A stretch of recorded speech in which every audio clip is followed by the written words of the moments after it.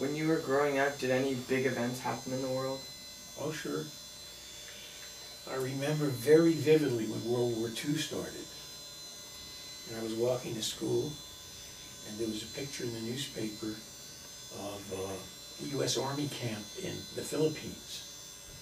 And there were like tents, and then a little mess hall, and then a flag post with an American flag on it. And that was the picture of the base that the Japanese had overrun. And everybody was very frightened, you know, when the war broke out. You were 5 years old. You were in kindergarten. 41, December 41, you were 5. I was 7. I was born in 34. Oh, 34. I'm mixing you and Mom up. Yeah, you know mine. 34, yeah. So I was 7 years old. Okay. So I was able to read at that time. Yeah. And I just remember how worried everybody was. And everybody was worried because this was total war. This was a world war. And everybody worried that the fathers would be taken away and have to go into the military. Oh, yeah. They might never come back. So this wasn't like these wars in Afghanistan and Iraq. It was much bigger, and it wasn't just a volunteer army. So we have an army now where people volunteer to go in. Drafting? It was drafting, right. And my father had a selective service card, you know, which was what a draft card. We have that for my father's draft card. You actually... I found it online. Found it online, yeah. And and not only that, your grandfather's. And my grandfather's, that's right, yeah. So all males up to age 55, I think, had to have a draft card. You couldn't have gone in the war, though? No, I was too young. I was 7 when it started, and I was about 11 when it ended. But I remember the big battles and reading about them, and I remember the big naval battles of Wake Island, the Battle of the Coral Sea, where most of the Japanese fleet got sunk. And I remember Iwo Jima and Okinawa and Guadalcanal. So we were all very interested in what was going on. And we were particularly worried because of the stories that kind of filtered out of Europe about the concentration camp and the murder of Jews, of European Jews during that time. There was really nothing we could do. Yeah. What are some of your best childhood memories? Riding my bike, going up the Hudson River on a steamboat, to West Point and to a place called Bear Mount, and there was a big park up there. My father taking me to the Museum of Science and Industry in New York City, and to the World's Fair. I remember the 1938 World's Fair. You were 4? It was 4. Wow. And I still remember that. I have not very many memories from that age. But they had all these different pavilions for, you know, all different countries. And then they had pavilions like to science and progress and so on. I remember there was one on electricity where they had these 2 big glass balls that started to kind of glow a little bit. And then all of a sudden, bang, this big, huge spark like lightning. You know, just shot between a big, loud thunderclap. Scared the hell out of you. Yeah, I remember that. It was very interesting, the World's Fair. And what else? You asked me what other things I remembered? Your best memory. Yeah, the best memories. Oh, I think I've told you. Okay. Did you or any of your friends have any bad injuries? Like your brother? Well, my brother got sick, you know, so it wasn't an injury, it was an illness. I don't remember anybody having anything that couldn't get fixed. I don't think Why don't you talk about your story in the Army? Were you just talking about when you were a kid? I was talking about when I was a kid. Oh, okay. I had a bad injury when I was in the Army. You were in the Vietnam? Or?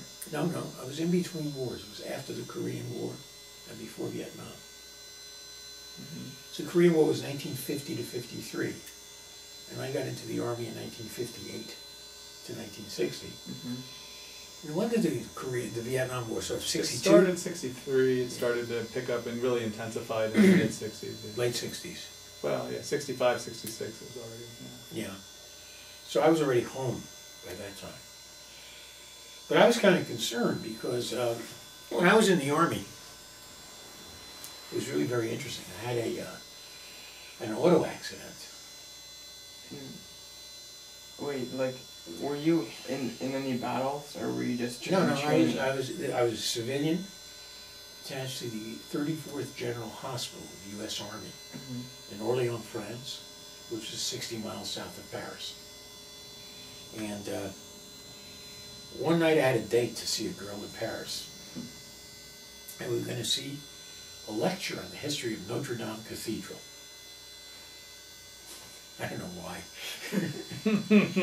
But I set out in my car. I had this French car that I thought was the ultimate in safety. Yeah. And this car had what they called a unitary body construction. So everything was welded together. There was no frame like an I-beam underneath, to give it rigidity. Yeah. The idea was it would be if you had an accident, it would impact, collapse, slowly collapse. Yeah, it's like a shock absorber. Like a shock, exactly, just like a shock absorber.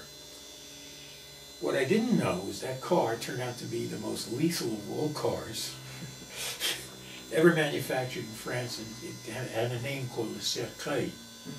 I just found this out maybe 5 years ago. And the Cercueil means the coffin.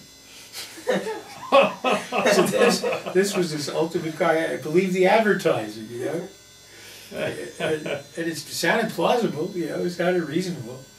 So here I was in my Peugeot 403. That was the bank of the car, and I was on my way to this date. It was in November, early November, and it was about maybe 5:30, late afternoon. And I was going to get to Paris around 6:30. And I was only about 10 miles north of my home in Orléans. And what happened was that they had patched the road. And the road had like a concrete surface, very rough, with good traction. But they patched it with black asphalt, which was very smooth. Yeah.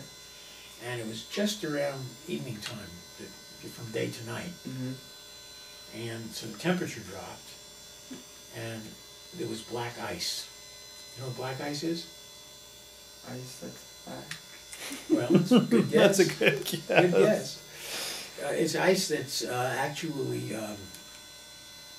very, very thin, almost microscopically thin, and very slick. Yeah. So it's a real danger to automobilists because as you're driving along, you suddenly come into a patch of And you can't see it. unexpected ice, and you can't really see it. And then all of a sudden you lose control of the car. That's just exactly what happened to me. I rounded a bend. Hydroplaned. And started hydroplaning. I did everything right. I didn't slam on the brakes. I steered into the skid. And just the car went slowly, slowly, slowly to the side of the road. I could not control it. And I would have been okay because I was in the middle of flat land, farms all around. Yeah. And I could have just sort of gotten out into the farm. Except for one thing, that Napoleon in France had planted trees every 30 feet, 10 meters apart. So you hit a tree. So what had happened was the trees, if you go between them, you got 30 feet. You're going sideways.